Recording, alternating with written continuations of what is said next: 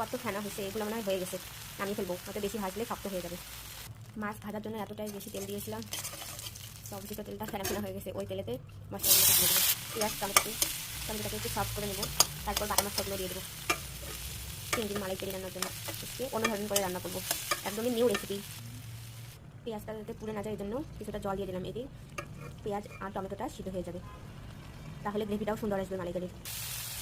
এখন বাটা মশলাগুলো দিয়ে দেবো। বাটা মশলার মধ্যে এখানে আছে হচ্ছে কাঁচামরিচ, শুকনা মরিচ, টমেটো, বাদাম, আদা, রসুনের 2টা কোয়া জাস্ট, আদার ছোট্ট ছোট্ট টুকরো, এই মশলা এটা দিয়ে দিলাম।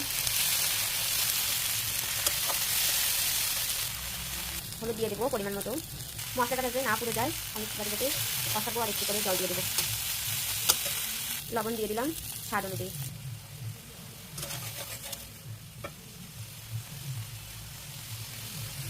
মশলা সুন্দর করে কষানোর উপর ডিপেন্ড করে কিছু কিছু রান্নার টেস্ট। মশলা কষে তেল ছেড়ে দিয়েছে, এই মতো অবস্থায় বুঝে নেবেন যে মশলাটা সুন্দর মতো কষানো হয়ে গেছে। এবার গ্রেভিটা দিয়ে দেবো, এবার মাছটা দিয়ে দেবো, ঝোলটা ফুটে উঠলে মাছটা দিয়ে দেবো।